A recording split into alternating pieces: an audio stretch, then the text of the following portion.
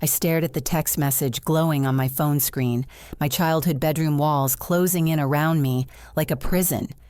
Melanie, you can't afford the buy-in fee for our practice. Focus on paying off your student loans first. The words from my father cut deeper than any scalpel I'd ever wielded in the emergency room. What my parents didn't know was that 6 months ago, I'd quietly purchased controlling shares of Regional Medical Center using my grandmother's tech investment inheritance.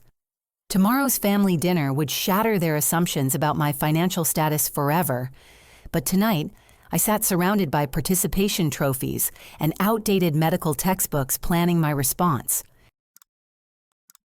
The marble foyer of my parents' Westchester mansion gleamed under crystal chandeliers as I stepped through the mahogany doors Sunday evening. Dr. Richard Harper. My father adjusted his platinum Rolex while discussing his latest Tesla purchase with my mother, Dr. Patricia Harper. Their conversation flowed seamlessly into bragging about their dermatology practice's record-breaking profits. The new laser equipment alone cost us $60,000.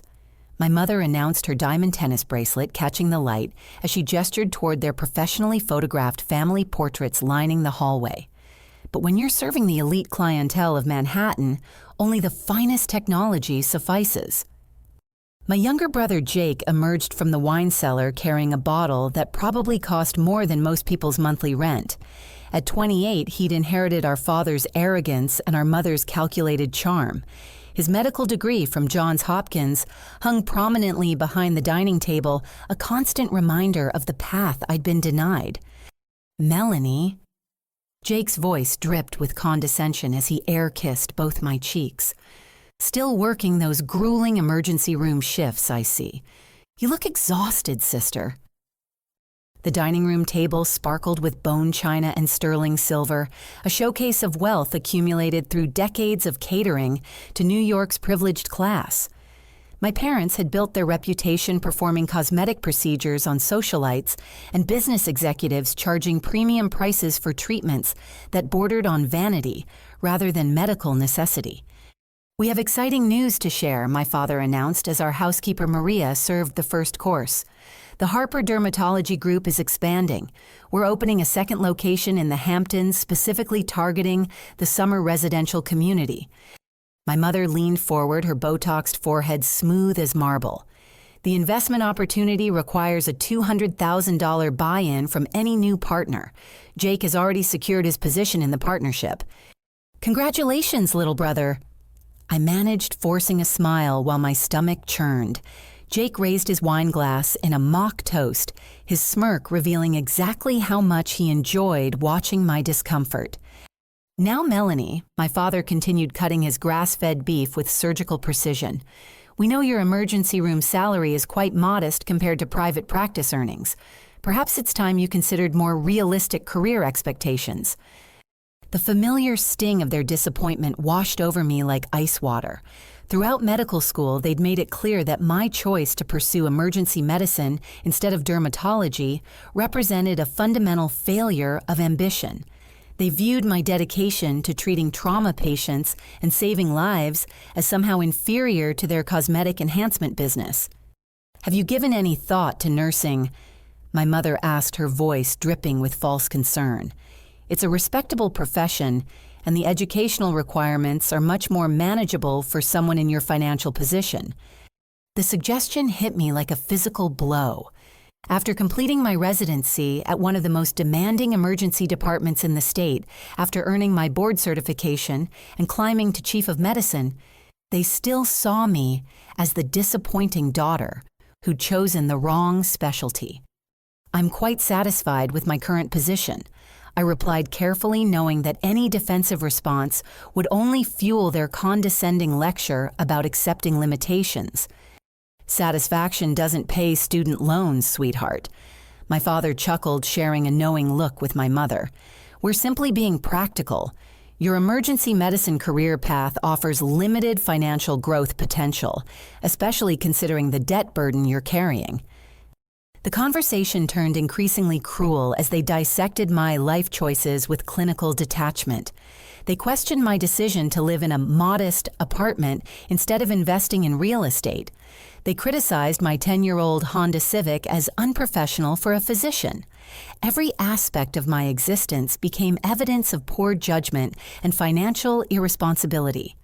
The reality is, Jake interjected, swirling his wine with practiced sophistication, emergency medicine is essentially a service job. You're dealing with the dregs of society while we're enhancing the lives of successful, cultured individuals who appreciate quality care. My hands trembled slightly as I reached for my water-glass childhood memories, flooding back with painful clarity. I remembered being 12 years old, crying in this same dining room because they'd missed another school play to attend a medical conference. I recalled the countless times they'd compared my academic achievements to Jake's, always finding mine lacking, despite my perfect grades. "We're not trying to be harsh, Melanie." My mother said, her voice adopting the patronizing tone she'd used when I was 8, and she'd explained why Santa brought Jake more expensive presents. "We simply want you to understand your limitations so you can make better choices moving forward." The final blow came as Maria cleared the dessert plates. My father casually mentioned their decision to terminate their hospital privileges at Regional Medical Center to focus exclusively on their private practice expansion. They spoke about ending their association with the hospital as if it were disposing of an old car, completely unaware that they were discussing severing ties with the institution I now controlled. "Hospital medicine is becoming increasingly bureaucratic," my father complained, loosening his silk tie. "Too many regulations, too much oversight from administrators who don't understand the practice of medicine. Private practice offers complete autonomy." I excused myself to the powder room, my reflection in the gilt-framed mirror, showing the familiar expression of hurt I'd worn countless times in this house. But beneath the pain, something else was stirring. The knowledge that I held their professional future in my hands created a strange mixture of power and anticipation that I'd never experienced before. My phone buzzed insistently as I returned to the dining room, Mr. Thompson's name flashing on the caller ID. He was my grandmother's estate lawyer, and his calls usually meant important legal matters that couldn't wait until business hours. "Excuse me, this is urgent," I announced, stepping onto the terrace where autumn leaves crunched beneath my feet. The cool October air carried the scent of burning firewood from neighboring estates. "Melanie, I'm terribly sorry to bother you on a Sunday evening." Mr. Thompson's gravelly voice conveyed unusual urgency. "I've discovered additional documents in your grandmother's safe deposit box that require immediate attention. Can you meet me at my office first thing tomorrow morning?" "What kind of documents?" I asked, wrapping my cardigan tighter against the evening chill. "Personal journals and financial records that shed new light on your family's history. I'd prefer to discuss the details in person, but I believe you need to see these materials before making any major decisions regarding your inheritance." After ending the call, I returned to find my family discussing their upcoming vacation to Aspen, casually spending more on a ski trip than most families earned in a year. Their laughter felt hollow as I mumbled excuses about early morning hospital rounds and prepared to leave. The next morning, Mr. Thompson's downtown office felt like a sanctuary compared to my parents' mansion. Leather-bound legal volumes lined the walls, and his antique desk held neat stacks of manila folders marked with my grandmother's name. "Your grandmother was a remarkable woman." He began adjusting his wire-rimmed glasses. "She kept meticulous records of everything, including some very troubling family dynamics that apparently escalated after her initial stroke 5 years ago." He handed me a leather journal, its pages filled with my grandmother's careful handwriting. The first entry I read made my blood run cold. "Richard and Patricia came to visit today. They think I don't understand what they're discussing, but my mind is perfectly clear. They're planning to manipulate my will to access Melanie's college fund. They believe they're entitled to that money because they're successful physicians who deserve compensation for their sacrifices in raising her." My hands shook as I turned the pages, each entry revealing deeper levels of betrayal. My grandmother had documented how my parents systematically undermined my confidence throughout childhood, always praising Jake while finding fault with my achievements. She'd witnessed them sabotaging my college applications, deliberately providing lukewarm recommendation letters to prestigious universities. This entry from 3 years ago is particularly disturbing, Mr. Thompson said, pointing to a page marked with a yellow sticky note. Your grandmother discovered they'd been forging her signature to access your childhood savings bonds. The journal entry detailed how my parents had stolen $18,000 from bonds my grandmother had purchased for my education. They'd used the money to finance new equipment for their practice startup, telling everyone they'd secured a business loan. My grandmother had been too weak from her illness to confront them directly, but she documented everything with painful precision. They told me Harvard rejected my application because of insufficient grades. I whispered, reading another devastating entry. But grandmother wrote here that she called the admissions office herself. They never received my application at all. Your parents intercepted your acceptance letters and destroyed them. Mr. Thompson confirmed, his voice heavy with disgust. Your grandmother hired a private investigator to verify the details. You were accepted to Harvard, Yale, and Johns Hopkins with partial scholarships. They sabotaged your future to maintain their position as the family's only successful physicians. The evidence was overwhelming and heartbreaking. Bank records showed systematic theft of funds intended for my education. Correspondence revealed how they'd convinced other family members that I was irresponsible with money, preventing anyone else from helping finance my studies. They'd orchestrated a campaign of financial and emotional sabotage that forced me into state university and enormous student debt. The most shocking discovery came last week. Mr. Thompson continued producing a folder marked Confidential Financial Investigation. Your grandmother suspected your parents were facing serious financial difficulties, despite their outward appearance of success. She hired a forensic accountant to examine their business practices. The investigation report painted a picture of a medical practice teetering on the edge of bankruptcy. Multiple malpractice lawsuits had drained their insurance coverage and personal assets. They'd been borrowing against their home equity to maintain their lifestyle while accumulating massive credit card debt. The luxury cars, expensive vacations, and designer clothes were all financed through increasingly desperate measures. Your parents owe $630,000 in pending lawsuit settlements, the accountant's summary stated. Their practice generates insufficient revenue to cover both legal expenses and personal expenditures. Without hospital privileges providing additional income streams, bankruptcy appears inevitable within 18 months. They're desperate. I realize pieces of the puzzle clicking into place. That's why they're pushing Jake into the partnership so aggressively. They need his buy-in money to stay afloat. There's more, Mr. Thompson said grimly. The investigation uncovered evidence of insurance fraud. They've been billing for unnecessary procedures and inflating treatment costs, particularly targeting elderly patients who trust their medical judgment without questioning excessive charges. My grandmother's final journal entries revealed her master plan.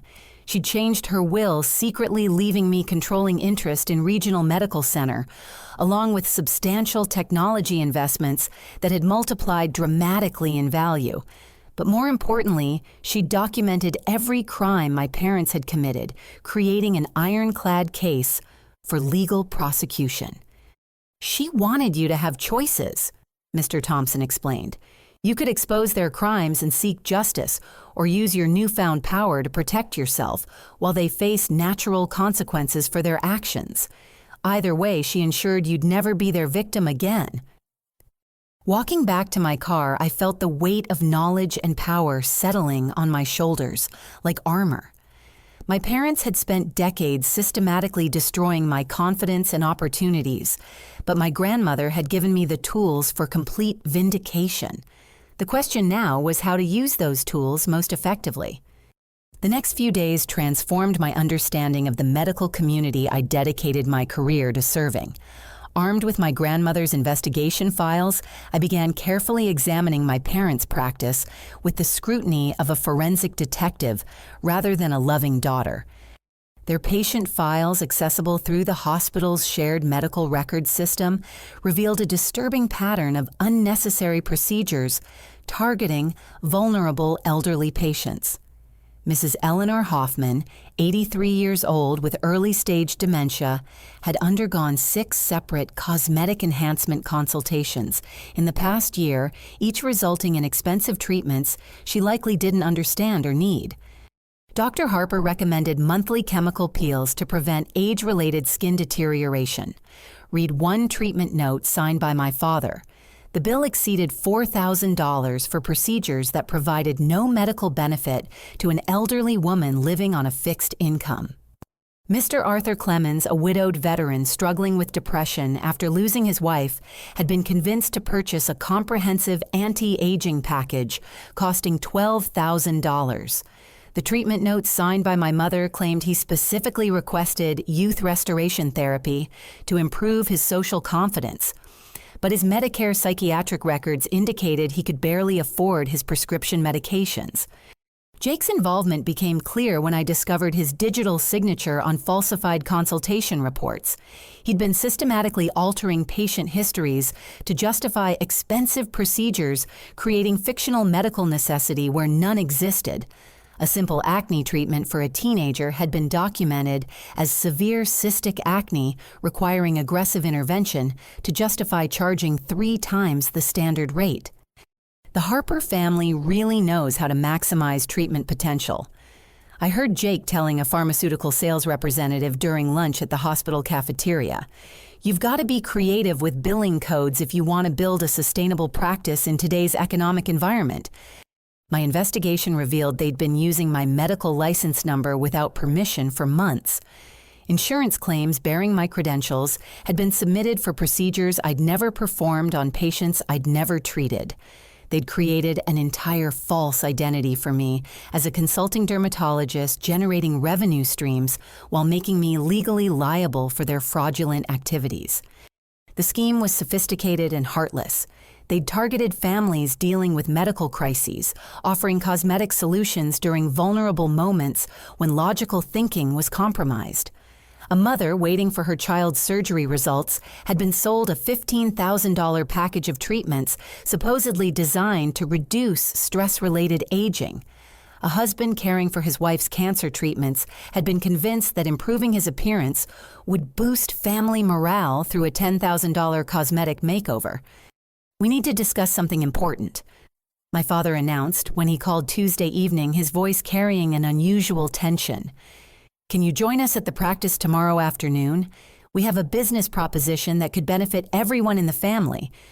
The Harper Dermatology Group occupied the entire 15th floor of a prestigious Manhattan medical building, its reception area designed to intimidate and impress. Crystal chandeliers hung above marble floors, while floor-to-ceiling windows offered breathtaking views of Central Park. Everything conveyed success and exclusivity, though I now understood it was financed through criminal activity. "Melanie, sweetheart, we've been reconsidering your position in our practice." My mother began, her voice unusually warm as she guided me toward my father's private office. "Perhaps we were too hasty in assuming you couldn't afford the partnership buy-in." My father's office was a shrine to his ego, with diplomas, awards, and photographs documenting his rise to prominence in cosmetic medicine. A hidden camera I'd installed in my purse the night before was recording every word of their carefully rehearsed performance. "We've developed an innovative business model that could generate substantial additional revenue," my father explained, sliding a contract across his mahogany desk. "All we need is your cooperation in expanding our treatment authorization capabilities." The contract was essentially a blank check granting them unlimited access to my hospital credentials and medical license. They'd carefully crafted legal language that appeared to establish a legitimate consulting relationship, while actually giving them complete authority to use my name and credentials for any purpose they deemed profitable.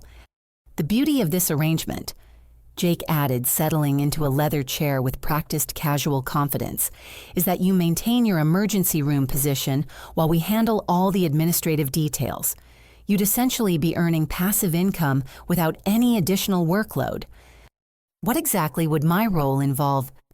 I asked, knowing the answer, but needing them to state their intentions explicitly for the recording device. You'd serve as our consulting emergency medicine specialist, my mother replied smoothly. We often treat patients who require follow-up care for complications or side effects from cosmetic procedures. Having you available for consultations would enhance our credibility and expand our service offerings. The lies flowed effortlessly from their mouths, each word carefully chosen to obscure the criminal nature of their proposal. They were asking me to become their unwitting accomplice, providing legal cover for insurance fraud, while taking responsibility for any consequences that might arise from their illegal activities. Of course, we'd need you to sign some preliminary insurance claims to establish the consulting relationship, my father added, producing a stack of forms that had already been completed, except for my signature. Just standard documentation to legitimize the partnership in the eyes of regulatory authorities. I pretended to review the documents while actually photographing each page with my phone. The insurance claims were for procedures that had never occurred on patients I'd never met, for treatments completely outside my area of expertise. They were essentially asking me to sign confessions to crimes I hadn't committed. This seems like a significant responsibility, I said carefully. What happens if there are complications or legal issues with these consulting services? That's the beauty of the arrangement, Jake replied with a cold smile. As the consulting physician, you'd naturally bear primary responsibility for any treatment decisions made under your credentials. We'd simply be implementing your medical recommendations as documented in these preliminary reports. The trap was elegantly designed and utterly ruthless. They planned to use my medical license to legitimize their fraud, then abandon me to face criminal prosecution if their scheme was discovered. My own family was plotting to destroy my career and freedom to save themselves from the consequences of their greed. I need some time to consider this opportunity, I replied, gathering the unsigned documents. It's a significant decision that could impact my entire career trajectory. Of course, take all the time you need, my father said, though his eyes conveyed impatience. Just remember that opportunities like this don't come along often, especially for physicians in your particular financial circumstances. As I left their practice, I realized they'd already begun implementing their backup plan. If I refused to cooperate willingly, they'd forge my signature and claim I'd agreed to the arrangement verbally. Either way, they intended to use my credentials as a shield while they continued bilking vulnerable patients and defrauding insurance companies. But they'd made one critical error in their calculations. They assumed I was still the powerless, financially struggling daughter they'd systematically undermined throughout my life. They had no idea that I now controlled the very institution that provided the hospital privileges essential to maintaining their medical licenses and practice operations. Thursday morning brought a devastating discovery that transformed my understanding of just how deep their betrayal extended. I'd arranged to meet with Sarah Chen, the hospital's head of security, to discuss some irregularities I'd noticed in patient billing records. Dr. Harper, what I'm about to show you is extremely serious, Sarah said, leading me to her office where multiple computer screens displayed security footage from various hospital locations. We've been monitoring some suspicious activity involving your medical credentials for several weeks. The first video showed Jake entering my office after hours using a keycard I'd never given him. Security timestamps revealed he'd been accessing my computer system regularly for the past 3 months, apparently copying patient files and medical records that had nothing to do with dermatology. Your parents have been quite busy. Sarah continued, switching to footage from the hospital's medical records department. They've been photographing patient charts and insurance information, specifically targeting wealthy individuals who might be suitable targets for their cosmetic surgery marketing campaigns. The evidence was overwhelming and infuriating. My father appeared on camera copying insurance claim forms from patients I'd treated in the emergency department. He was essentially building a database of wealthy individuals who'd survived medical emergencies, planning to contact them later with offers of cosmetic procedures to restore their confidence after traumatic health scares. "This footage is from last Tuesday night," Sarah said, displaying a particularly damning video. "Your mother spent 45 minutes in the pharmaceutical storage area, apparently documenting medication inventories and wholesale costs." The implication was clear: they were researching drug prices to inflate their billing for prescription medications. By understanding the hospital's wholesale costs, they could maximize their profit margins while charging patients and insurance companies premium rates for common medications. Here's where it gets really concerning. Sarah continued pulling up footage from the previous week. "They've been accessing your email account and medical records system using your login credentials. We have evidence they've been submitting insurance claims under your name for procedures you never performed." My stomach churned as I watched my father typing at my computer, his face illuminated by the screen as he systematically committed fraud using my identity. They'd been forging my electronic signatures on insurance claims for months, making me legally responsible for thousands of dollars in fraudulent billing. "The most troubling discovery came yesterday," Sarah said grimly. "We found evidence they've been planting fabricated documents in your office and hospital locker. It appears they're building a case to frame you for the very crimes they've been committing." She showed me photographs of falsified patient charts that had been hidden in my desk drawer, each one documenting expensive procedures I'd supposedly performed outside my area of medical expertise. The fake charts were meticulously crafted to suggest I'd been running an unauthorized cosmetic surgery side business using hospital facilities. They've also planted correspondence in your locker, suggesting you've been receiving kickbacks from pharmaceutical companies. Sarah revealed producing printed emails that appeared to come from my hospital account.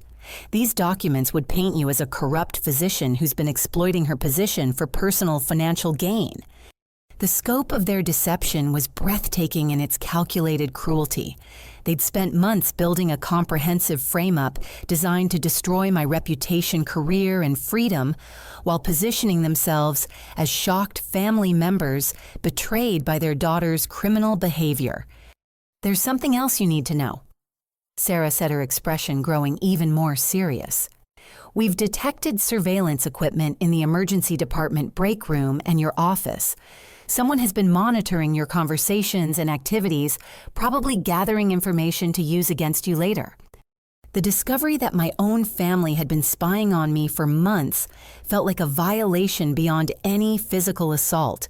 They'd listened to my private conversations with colleagues, recorded my phone calls, and documented my daily routines to better understand how to manipulate and ultimately destroy me.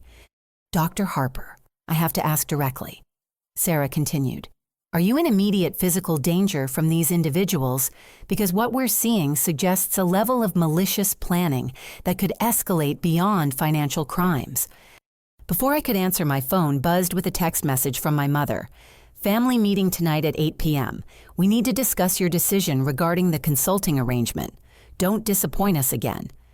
The threatening undertone was unmistakable, though cleverly disguised as maternal concern.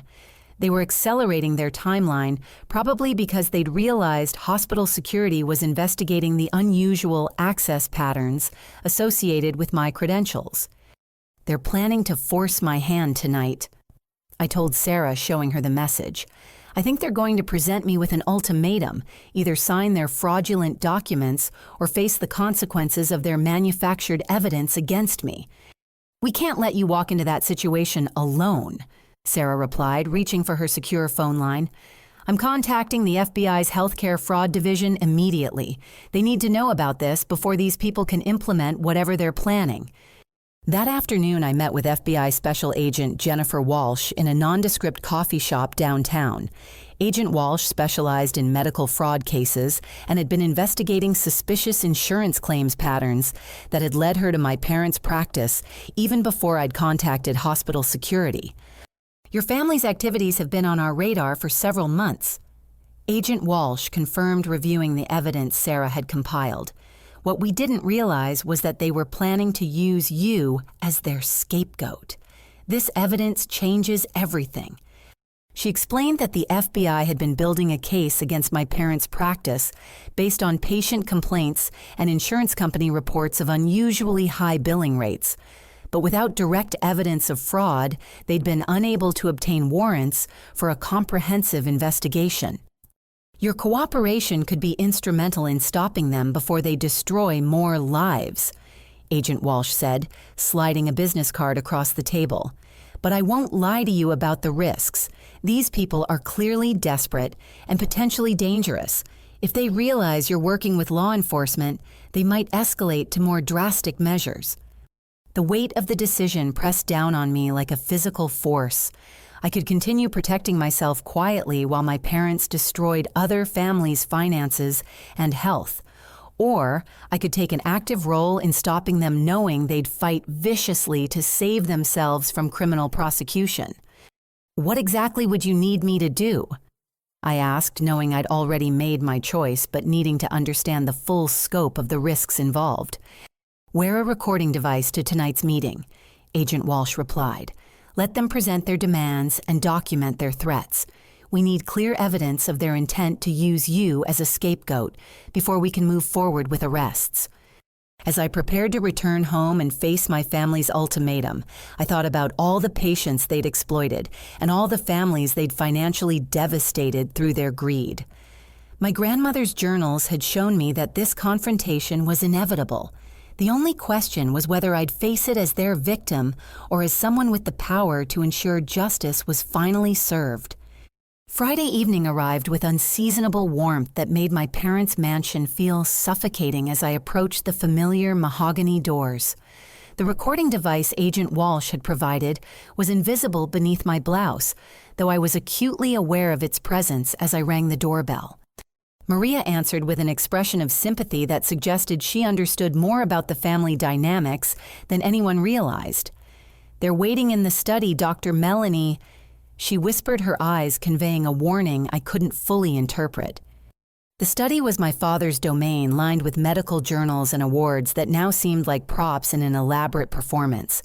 My parents sat behind his massive desk like judges preparing to deliver a verdict, while Jake occupied a leather chair positioned strategically to block my access to the door. "Melanie, thank you for joining us." My father began, his voice carrying the false warmth of a salesman closing a difficult deal.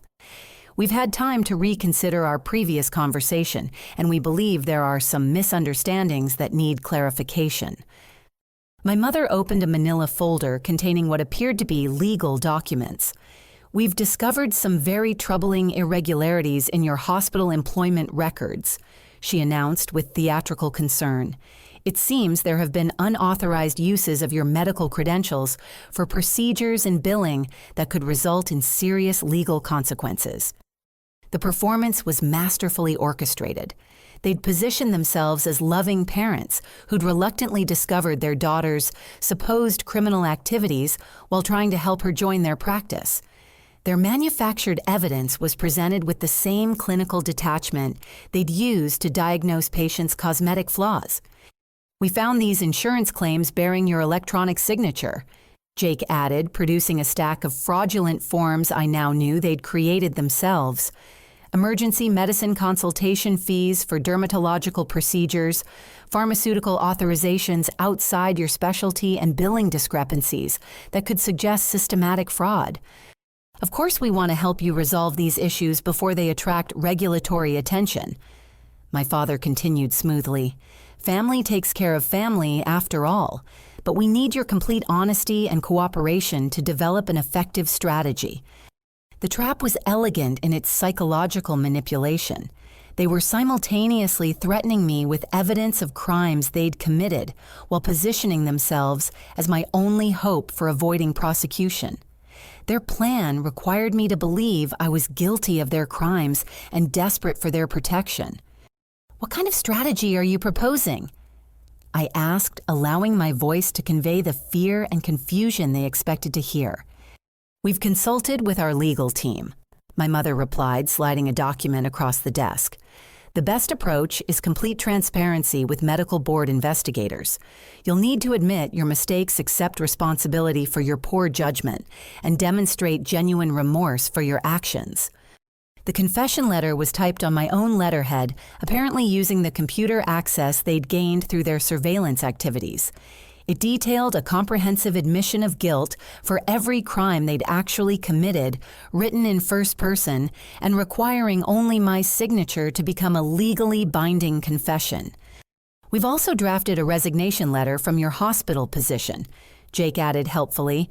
It's important to demonstrate accountability by stepping away from any role that might tempt you toward future ethical violations. What about my medical license? I asked, though I already knew their answer. Suspended indefinitely, pending resolution of the fraud investigation. My father replied with practiced sadness. But the alternative is criminal prosecution, potential imprisonment, and permanent license revocation. This way, there's at least hope for eventual rehabilitation once you've completed appropriate counseling and community service. They'd crafted a scenario where signing their confession would destroy my career while allowing them to continue their criminal activities without interference. I'd become a cautionary tale about young physicians who couldn't handle the pressures of medical practice, while they emerged as the responsible family members who'd tried unsuccessfully to guide their troubled daughter. There's one more consideration, my mother added, her voice dropping to a more threatening tone. We've learned some disturbing things about your personal life that could complicate your legal situation significantly. She produced photographs taken through the windows of my apartment showing me in states of undress during private moments when I'd believed I was completely alone. The violation was so profound that I struggled to maintain my composure while the recording device documented their blackmail attempt. Privacy concerns aside, my father said with clinical detachment, these images could suggest emotional instability if they were to surface during a criminal investigation. Prosecutors and medical board investigators might question your mental fitness to practice medicine. Jake leaned forward with the predatory enthusiasm of someone who enjoyed witnessing others' humiliation. We've also documented some interesting financial inconsistencies in your lifestyle that could raise questions about unreported income sources. They'd been monitoring my bank accounts and credit card statements, apparently convinced that my modest emergency room salary couldn't support my basic living expenses without some form of illegal supplementation. They'd misinterpreted my careful budgeting and student loan management as evidence of hidden criminal activity. The point is, my mother concluded, your situation is far more precarious than you might realize. We're offering you the best possible outcome under very difficult circumstances, but our ability to help depends entirely on your willingness to cooperate fully with our guidance. What if I refuse to sign these documents?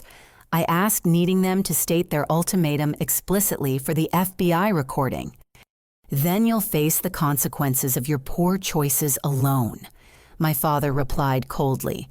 We can't protect someone who won't protect herself. The evidence of your crimes will be turned over to appropriate authorities and will be forced to testify honestly about what we've discovered regarding your activities. Family loyalty has limits, Jake added with cruel satisfaction. We can't sacrifice our own reputations and careers to cover for someone who refuses to accept responsibility for her actions. The recording device captured every word of their threats, every detail of their blackmail attempt, and every element of their plan to frame me for their crimes. But more importantly, it documented their complete lack of remorse for the pain they'd inflicted, or the lives they'd destroyed through their greed and manipulation. I need tonight to think about this, I said, finally knowing they'd interpret my hesitation as submission to their demands. Of course, my mother replied with false warmth. Take all the time you need, sweetheart. Just remember that some opportunities don't last forever and some consequences can't be avoided indefinitely. As I prepared to leave, they presented their timeline with business-like efficiency. I had until Monday morning to sign their confession and resignation letters. If I failed to comply, they'd submit their fabricated evidence to the medical board and FBI, simultaneously ensuring my professional destruction, while claiming they'd tried desperately to save their wayward daughter from her own criminal impulses. Walking to my car under the autumn stars, I felt a strange sense of liberation, despite the immediate danger I faced. My parents had finally revealed themselves, completely stripping away every pretense of love or concern to expose the calculating predators they'd always been.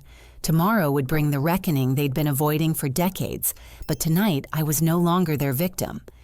Monday morning arrived gray and cold as I walked through the marble corridors of the medical board offices, my heels echoing against polished floors that had witnessed countless careers begin and end. Board members filed into the conference room with expressions of professional gravity, unaware they were about to witness a confrontation years in the making. My parents entered with the theatrical precision of seasoned performers, my mother dabbing her eyes with a silk handkerchief, while my father carried a briefcase filled with their carefully crafted deceptions. Jake followed behind them, his face a mask of tragic reluctance as he prepared to betray his own sister for financial gain. "Thank you for accommodating this emergency session." My father addressed Board Chairman Dr. Williams with practiced humility. "This is the most difficult situation our family has ever faced, but we felt obligated to report these serious violations before they could harm additional patients or damage the integrity of our medical community." The conference table gleamed under fluorescent lighting as they arranged their fabricated evidence with surgical precision. Insurance claim forms bearing my forged signature falsified patient charts documenting procedures I'd never performed, and financial records supposedly proving my involvement in systematic healthcare fraud. Dr. Melanie Harper has been operating an unauthorized cosmetic surgery practice using hospital facilities and equipment. My mother announced, her voice trembling with manufactured anguish. As her parents and fellow physicians, we tried to address these ethical violations privately, but her behavior has escalated beyond our ability to manage. Dr. Williams and the other board members examined the documents with growing alarm, their expression shifting from skepticism to horror as they processed the apparent scope of my supposed crimes. I sat silently, allowing them to build their case, while the FBI agents positioned outside the building prepared for my signal.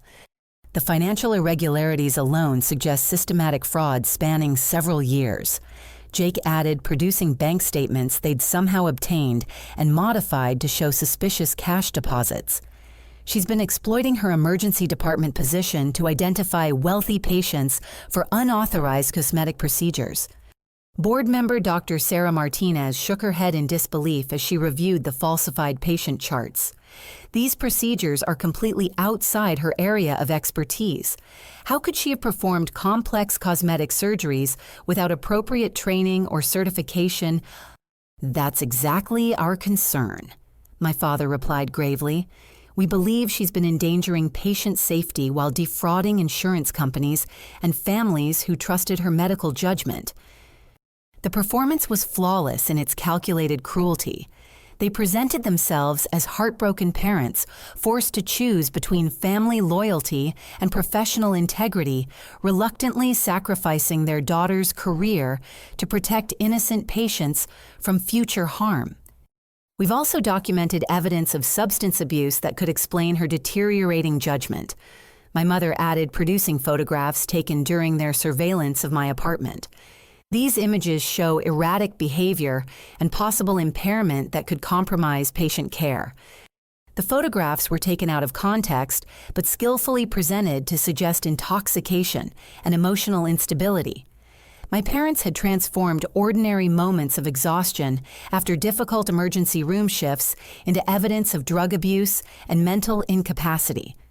"This is devastating news," Dr. Williams said solemnly, arranging the fabricated evidence into neat stacks. "Dr. Harper, these allegations represent the most serious violations of medical ethics we've encountered in recent years. Do you have any response to these charges?" I stood slowly, my hand moving toward my phone where Agent Walsh waited for my signal to begin the arrests. But before I could speak, my mother delivered their final blow with the precision of a master manipulator.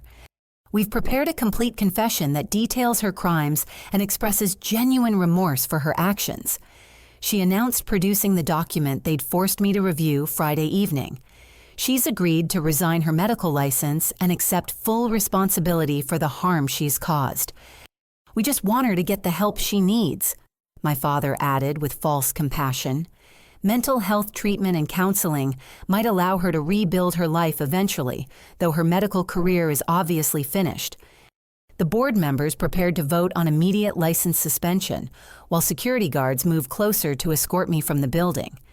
My parents watched with satisfaction barely concealed beneath their masks of parental anguish, believing they'd successfully destroyed my career while protecting themselves from prosecution. Before we proceed, I said clearly, my voice carrying across the silent conference room, there are some additional facts the board should consider. I opened my laptop computer, its screen reflecting the fluorescent lights, as I accessed files that would transform this kangaroo court into a genuine reckoning. My parents' expressions shifted from confidence to confusion as I began typing commands they couldn't understand.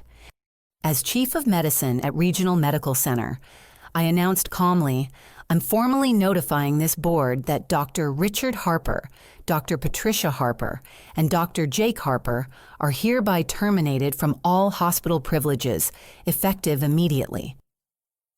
The statement hit the room like a physical shockwave. Board members stared in bewilderment while my parents' faces transformed from manufactured sorrow to genuine terror as they realized their carefully planned frame-up was collapsing. Furthermore, I continued, Federal Bureau of Investigation agents are currently executing search warrants at the Harper Dermatology Group offices based on evidence of systematic insurance fraud, patient exploitation, and conspiracy to commit healthcare crimes. My father's briefcase tumbled to the floor, scattering his falsified documents as the reality of his situation penetrated his shock.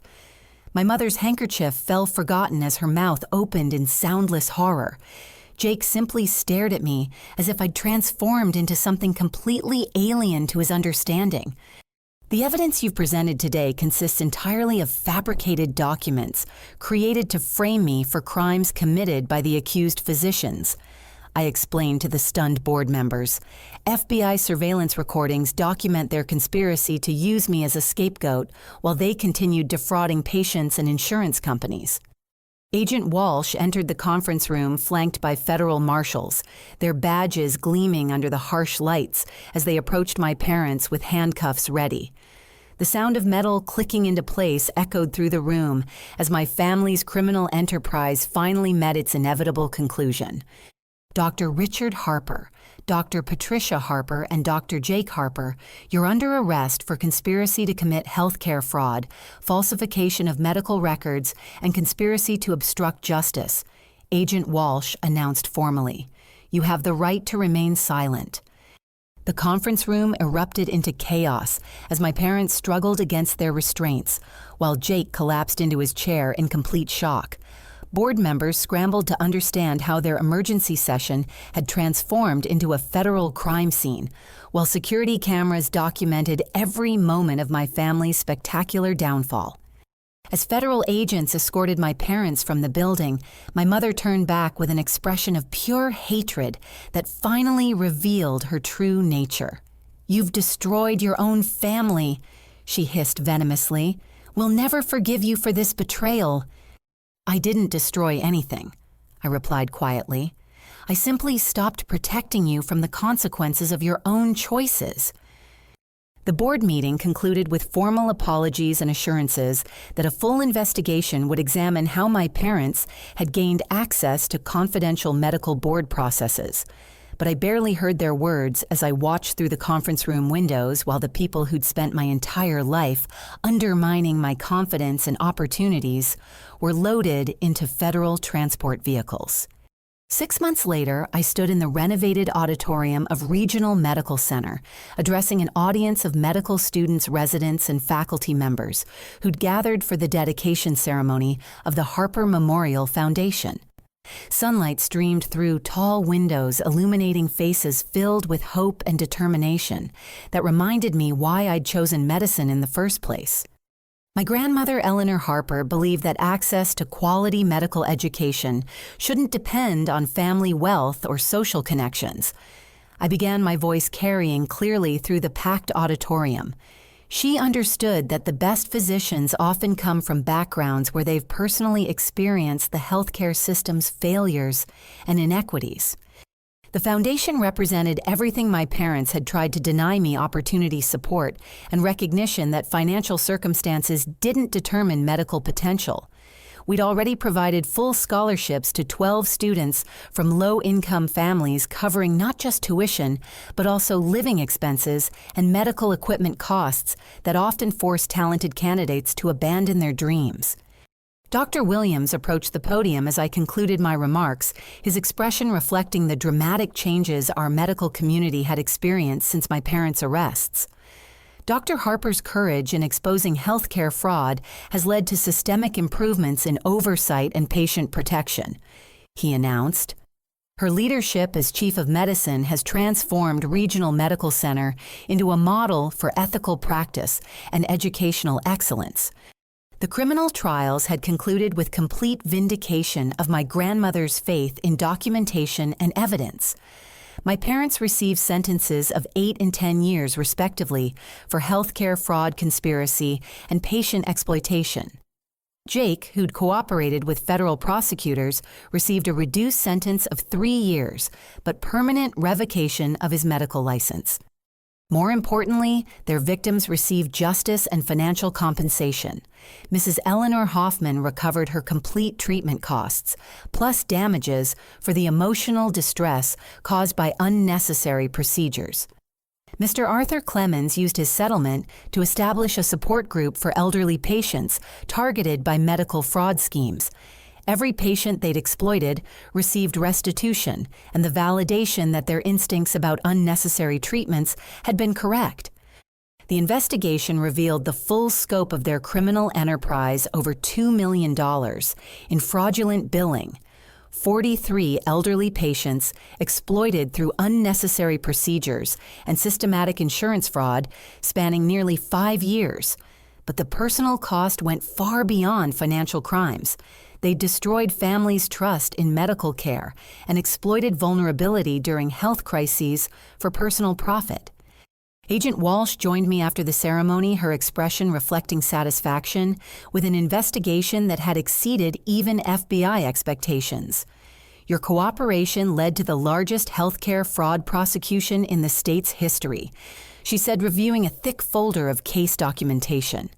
We've identified similar fraud schemes in 6 other states based on patterns your evidence revealed. What happens to their patients now? I asked, knowing that justice meant more than punishment for the perpetrators. Complete medical record reviews are ongoing, Agent Walsh replied. We're working with legitimate dermatologists to provide corrective treatments for patients who receive substandard or unnecessary care. The foundation you've established is also funding psychological counseling for elderly victims who lost confidence in medical professionals.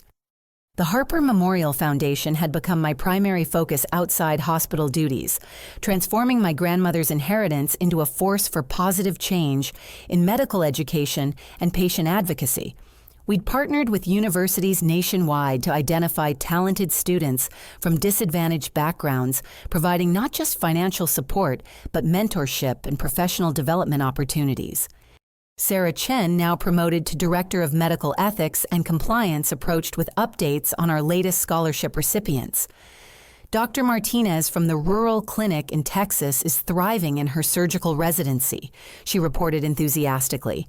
And Dr. Johnson, whose family farm was foreclosed during his undergraduate years, just received recognition as Intern of the Year in Emergency Medicine.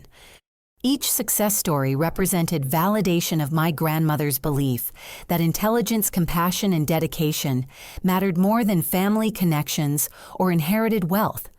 We were proving that expanding access to medical education strengthened the entire profession by bringing diverse perspectives and experiences to patient care. My relationship with my parents remained severed, though I occasionally received letters from prison where my mother continued blaming me for their consequences while refusing to acknowledge the harm they'd caused their patients. My father's letters showed greater remorse, but I couldn't determine whether his regret was genuine or simply another manipulation attempt. Jake had written requesting a meeting during his incarceration, claiming he wanted to make amends for his participation in their schemes. But Agent Walsh advised against any contact until his sentence was completed, warning that he might attempt to manipulate my sympathy or gather information for potential appeals. The hospital board had offered me additional compensation and recognition, but my greatest satisfaction came from work that honored my grandmother's values rather than pursuing wealth or status. Regional Medical Center had become a teaching hospital, where ethics and patient advocacy were emphasized alongside clinical excellence. Dr. Harper called Maria Santos one of our newest scholarship recipients as she approached with a tablet displaying her research project. I wanted to show you the preliminary results from our study on healthcare access in rural communities. The data suggests our mobile clinic program could serve thousands of underserved patients. Maria's enthusiasm reminded me of my own passion for emergency medicine before my family's betrayals had nearly destroyed my confidence and career. Now she'd have opportunities they'd tried to deny me, supported by resources that ensured talent rather than wealth determined success. The Foundation's mobile clinics brought basic medical care to communities where geographic isolation and poverty limited healthcare access. We'd treated migrant farm workers, elderly residents without reliable transportation, and families whose medical needs were ignored by traditional healthcare systems focused on profitable procedures rather than essential services.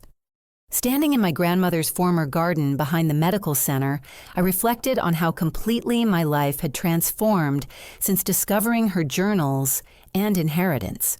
The roses she'd planted decades earlier still bloomed each spring, their resilience reflecting her faith that truth and justice would eventually prevail over manipulation and greed. My phone buzzed with a text message from Dr. Williams, emergency department leadership position available at Johns Hopkins, interested in expanding your impact nationally. The offer represented recognition I dreamed of during medical school validation that my career had survived and thrived despite my family's attempts at destruction. But looking across the garden toward the hospital where I'd built something meaningful from my grandmother's legacy, I realized my answer would depend on where I could do the most good, rather than where I might achieve the most personal recognition. Success meant using my position to create opportunities for others, not just advancing my own career aspirations. As evening approached and the last scholarship students departed for their clinical rotations, I felt a profound sense of peace that had been absent from my life for decades. My parents had spent years convincing me I was inadequate, financially irresponsible, and destined for mediocrity. Their criminal convictions and my professional achievements had proven those assessments completely wrong. The Harper Memorial Foundation would continue growing, providing opportunities for future physicians who shared my grandmother's values of service over profit and integrity over convenience. Each scholarship recipient represented hope that medicine would attract people motivated by healing rather than wealth accumulation. I want to ask you something important. Have you ever felt underestimated by family members who couldn't see your true potential? Sometimes the people closest to us become the biggest obstacles to our success, but that doesn't define our ultimate destiny. Please share your thoughts in the comments below about overcoming family negativity and building your own path forward. If this story inspired you to believe in your own strength despite others' doubts, please like this video and subscribe for more stories about triumph over adversity. Share this message with someone who needs encouragement to stand up against those who try to diminish their dreams. Remember that your worth isn't determined by others' opinions, and sometimes the greatest victory is proving wrong those who never believed in you. Thank you for joining me on this journey, and I wish you the courage to fight for the life you truly deserve.